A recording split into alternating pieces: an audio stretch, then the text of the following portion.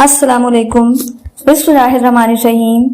अल्लाह तबारक व तआला के नाम से शुरू जो बड़ा मेहरबान और निहायत रहम करने वाला है। अल्लाह की बनाई हुई इस कायनात के अंदर बहुत सारे ऐसे बादशाह आए जिन्होंने अल्लाह तबारक व तआला के निजाम को बदलने की कोशिश की और अल्लाह तबारक व तआला की जात को छोड़कर खुद खुदा बन बैठे और खुदाई का झूठा दावा कर बैठे। खुदाई का झूठा दावा करने वाले बादशाहों में से एक बादशाह ऐसा भी था कि जिसको अल्लाह ताला ने पूरी रूए जमीन की बादशाहत अता फरमाई थी।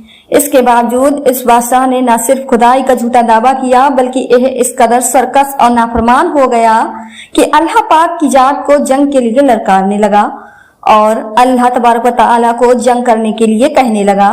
प्यारे दोस्तों, आज की इस वीडियो में हम आपको बताएंगे कि अल्लाह तबारक व तआला को जंग के लिए ललकारने वाला बदबख्त बादशाह नमरूद कौन था और जब इस बदबख्त बादशाह ने अल्लाह तबारक व तआला को जंग के लिए ललकारा तो फिर अल्लाह तबारक व तआला ने कौन सी हकीर मखलूक के जरिए इसके साथ जंग की और इस बदबख्त बादशाह को हलाक कर दिया और पूरी दुनिया के लिए इबरत का निशान बना दिया। प्यारे दोस्तों, कुरान पाक के इस इबरतनाक और ईमान अफरोज वाक्य को सुनने के लिए आपसे हमारी यह छोटी सी गुजारिश है कि हमारी इस वीडियो को आखिर तक जरूर देखें। प्यारे दोस्तों, इस दुनिया की तारीख में 4 बादशाह ऐसे गुजरे हैं कि जिनको अल्लाह ताला ने पूरी रोयदा फरमाई थी। उनमें से 2 बादशाह मुसलमान थे और 2 काफिर मुसलमान बादशाहों में से एक का नाम हजरत जुल्करनैन अलैहिस्सलाम है और दूसरे का नाम हजरत सुलेमान अलैहिस्सलाम है कि जिनको अल्लाह तबारक व तआला ने मनसब नबूवत पर फाइज फरमाया था। और काफिर बादशाहों में से एक का नाम नमरूद और दूसरे का नाम बख्त नसर था। प्यारे दोस्तों, खुदाई का झूठा दावा करने वाला बादशाह नमरूद शहर बाबुल का हाकिम था। इस बादशाह का नाम नमरूद बिन कनान बिन कौस बिन साम बिन नूह था।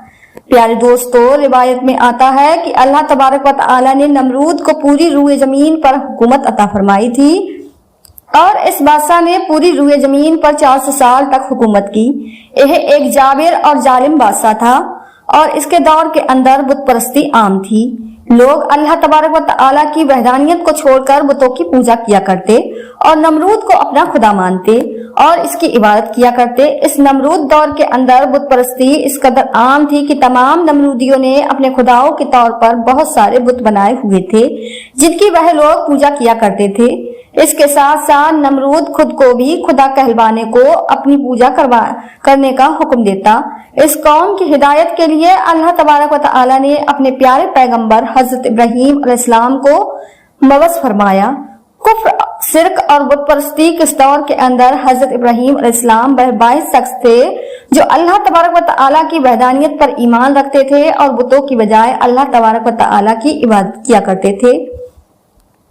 हजरत इब्राहीम अलैहिस्सलाम ने जब इस कौम को अल्लाह तबारक व तआला की जात को छोड़कर बुतों की पूजा करते हुए देखा तो हजरत इब्राहीम अलैहिस्सलाम ने इस कौम को हिदायत की तरफ बुलाया और बुतों की पूजा करने की बजाय अल्लाह तबारक व तआला की इबादत करने का हुक्म दिया। हजरत इब्राहीम अलैहिस्सलाम ने अपनी कौम से फरमाया कि अल्लाह तबारक व तआला की जात एक है और हमें उसी की इबादत करनी चाहिए। लेकिन यह नमरूद कौम अपने कुफ्र और शिर्क से बाज न आई और उसी तरह बुतों की पूजा करती रही। एक दिन हजरत इब्राहीम अलैहिस्सलाम ने इस कौम के झूठे खुदाओं को इस कौम के सामने झूठा साबित करने का इरादा किया और हजरत इब्राहीम अलैहिस्सलाम उस मुकाम पर तशरीफ ले गए जहां इनके वह तमाम बुत पड़े हुए थे कि जिनकी यह लोग पूजा किया करते थे। हजरत इब्राहीम अलैहिस्सलाम जब इस कौम के बुत खाने में पहुंचे तो वहां इनके तमाम बड़े बड़े बुत पड़े हुए थे। हजरत इब्राहीम अलैहिस्सलाम ने इनके तमाम बुतों को तोड़ दिया और तमाम बुतों को तोड़ने का इल्जाम उनके बड़े बुत पर लगा दिया। इसके बाद जब तमाम नमरूद अपने बुत खाने में वापस आए तो उन्होंने अपने बुतों को टूटा हुआ देखा। नमरूद कौम इस बात को अच्छी तरह जानती थी कि हमारे अंदर सिर्फ हजरत इब्राहीम अलैहिस्सलाम ही वह वाहिद शख्स हैं जो बुतों के खिलाफ बातें करते हैं और बुतों की बजाय अल्लाह ताला की इबादत करने का हुक्म देते हैं। लिहाजा जब नमरूदियों ने अपने खुदा को टूटा हुआ देखा तो वह समझ गए कि यह काम हजरत इब्राहीम अलैहिस्सलाम का है।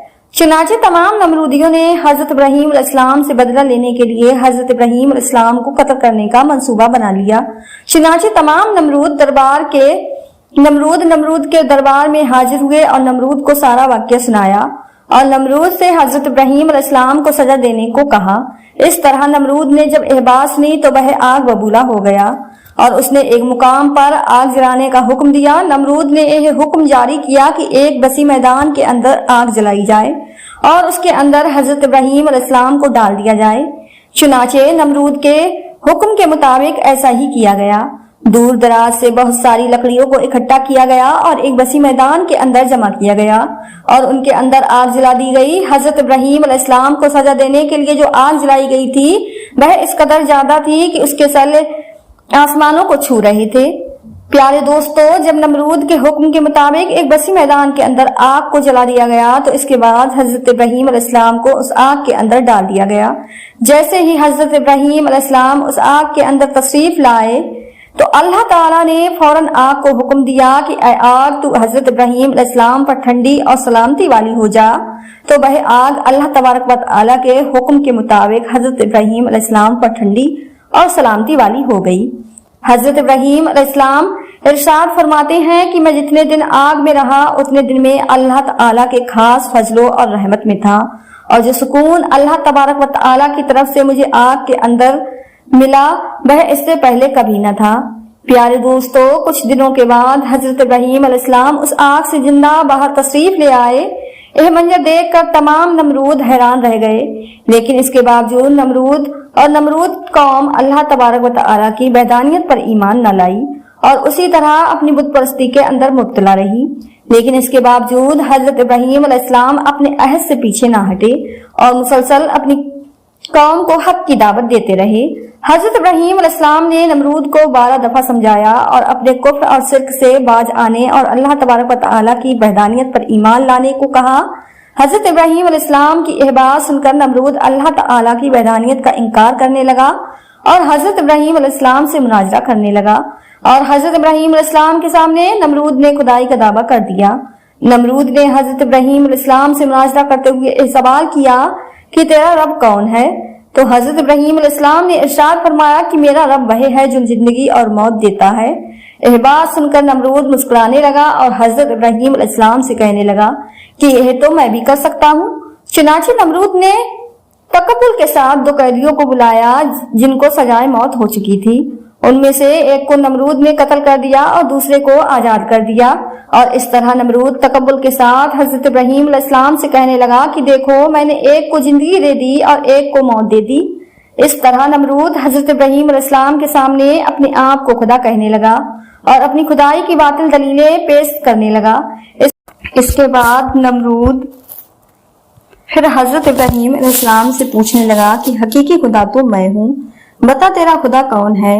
اس کے بعد حضرت ابراہیم علیہ السلام نے نمرود کو اس کی عقل کے مطابق جواب دیا کہ میرا رب وہ ہے جو سورج کو مشرق سے طلوع کرتا ہے اور مغرب میں غروب کرتا ہے۔ اگر تو سچا خدا ہے تو سورج کو مغرب سے طلوع کر کے دکھا۔ چنانچہ جب نمرود نے حضرت ابراہیم علیہ السلام کی یہ بات سنی تو اس کا رنگ اڑ گیا اور وہ لاجواب ہو گیا، اور اس طرح نمرود لاجواب ہو کر اپنی پوری قوم کے اندر جلیل اور رسوا ہو گیا۔ پیارے دوستو، اس کے بعد بھی کئی مرتبہ حضرت ابراہیم علیہ السلام نے نمرود کو اللہ تبارک و تعالیٰ کی وحدانیت کی طرف بلایا، لیکن نمرود اپنی سرکت سے باز نہ آیا اور اسی طرح کفر اور شرک کے اندر مبتلا رہا۔ چنانچہ حضرت ابراہیم علیہ السلام کے بار بار دعوت حق دینے سے نمرود تنگ آ گیا، اور بلا تنگ آ کر نمرود حضرت ابراہیم علیہ السلام سے کہنے لگا کہ اگر تیرا خدا سچا ہے تو اس کو بول کہ میں اپنی فوج بھیجے اور میرے ساتھ جنگ کرے۔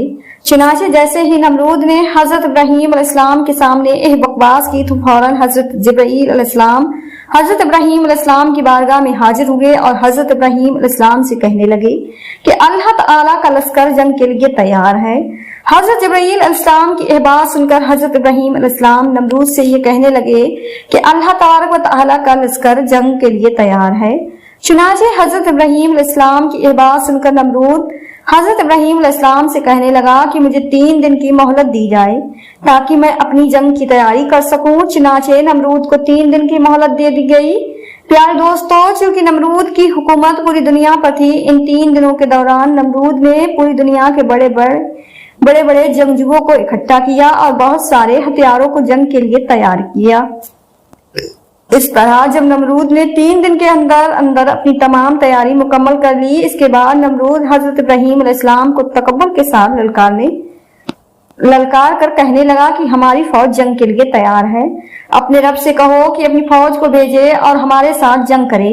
नमरूद की यह बात सुनकर हजरत इब्राहीम अलैहिस्सलाम ने अल्लाह तबारक व तआला की बारगाह में दुआ की तो अल्लाह ताला ने मच्छरों की एक फौज को भेजा। उन मच्छरों की तादाद इस कदर ज्यादा थी कि वो मच्छर पूरे आसमान पर फैल गए। अल्लाह तबारक व तआला ने इन मच्छरों को नमरूद फौज पर मुसल्लत कर दिया।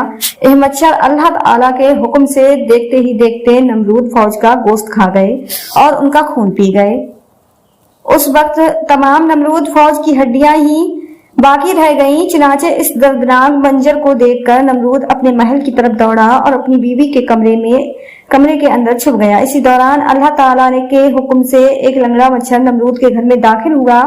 नमरूद ने जब इस मच्छर को देखा तो अपनी बीवी से कहने लगा कि यह है वह मखलूक कि जिसने हमारी फौज को हलाक कर दिया है। चुनाचे इसी गुफ्तगू के दौरान वह लंगड़ा मच्छर अल्लाह तबारक व तआला के हुक्म से नमरूद की नाक में दाखिल हो गया और वह लंगड़ा मच्छर नमरूद के दिमाग को चाटने लगा। जब वह मच्छर नमरूद के दिमाग को चाटता उससे नमरूद को इस कदर तकलीफ होती कि नमरूद अपने सर को दीवारों पर मारने लग जाता। इस तरह अल्लाह तबारक व तआला के हुक्म से वह लंगड़ा मच्छर नमरूद के दिमाग में कई दिनों तक रहा।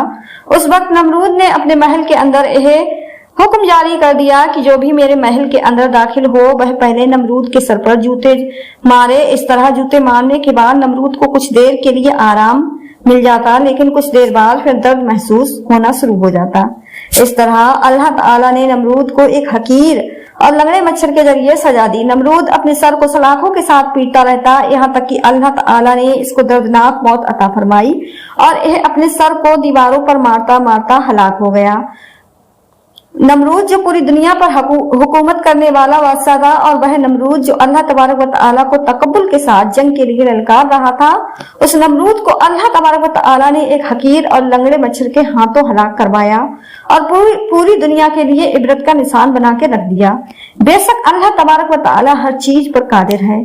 प्यारे दोस्तों, अगर आपको आज की हमारी यह वीडियो पसंद आई हो तो ज्यादा से ज्यादा शेयर लाइक जरूर करें और आपने अभी तक हमारे चैनल को सब्सक्राइब नहीं किया है तो हमारे चैनल को सब्सक्राइब जरूर कर ले, जिससे आपको आने वाली वीडियो का नोटिफिकेशन मिलता रहे। तब तक के लिए अपना ख्याल रखें। अल्लाह हाफिज।